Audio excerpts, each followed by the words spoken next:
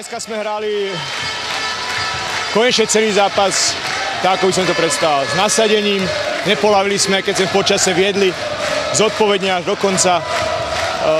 Dobre sme pohybovali loptou, čo bol tá príčina, preto sme na začiatku hrali tak, ako sme hrali. Dostali sme sa do vedenia a hovorím, rozumnou hrou sme to dneska udržovali.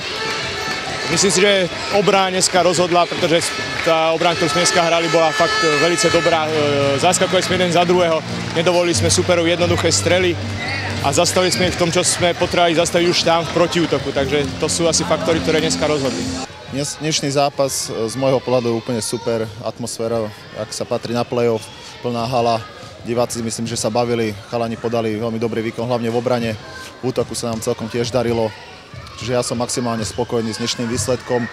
To je ten cieľ, čo sme si určili, vyhrať tento druhý zápas, zrovnať sériu na 1-1, ísť do Prievidze s ďalším pokusom, pokúsiť sa tam o dobrý výsledok a zase vrátiť sériu do Levíc. A tá séria, ako sme očakávali, bude dlhá, náročná a rozhodnú maličkosti, ale keď ja si myslím, že chlapci, keď zabojujú a budú hrať takto kolektívne ako dneska, tak ja si myslím, že na Prievidzu určite máme. Sme vlastne 2 zápasy odohrali spolu, teraz play-off, predtým sa hrali ďalšie 4 zápasy. Tam už nie je veľmi čo skúšať, tam už to je vlastne o výdrži a o detailoch, takže uvidíme, čo bude ďalej a keby aj nie, tak necháme si to pre seba.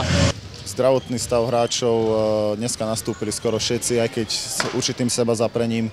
Siniša po mesiaci bez zápasovej praxe podal, myslím si, na to celkom slušný výkon. Keaton Grant tie členky ešte nemá v poriadku, dneska si to trošku ťase podvrtol, ale ja si myslím, že bude v poriadku.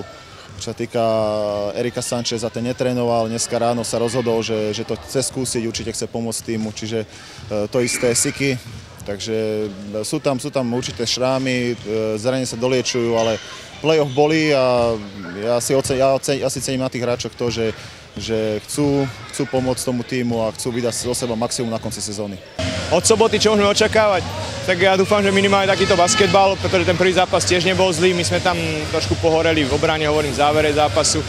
Takže ja dúfam, že pri takejto hre a takto zodpovednej hre bude znovu zápas tam dobrý a uvidíme. Zase budú rozhodovať maličkosti, pretože v tejto sérii asi v každom zápase budú rozhodovať maličkosti. Tak tieto týždne posledné sú náročné a ešte to len náročné bude. Ešte vrcholí súťaž v Čechách, kde máme pred sebou ťažké zápasy. Teraz v piatok hráme proti Ostrave, ktorá ešte na stavbe neprehrala. Je na 7. pozícii. My by sme určite chceli zabojovať o tú 8. pozíciu, aby sme išli do toho predplayoff, mali výhodu domáceho prostredia v tom mini playoff. Takže ešte tých zápasov je tam dosť. Bude to náročné, slovenské playoff aj Česká liga, ale chlapci sú odhodlaní. Myslím, že ich to teraz aj baví, takže ja im verím a ja si myslím, že to zvládnu.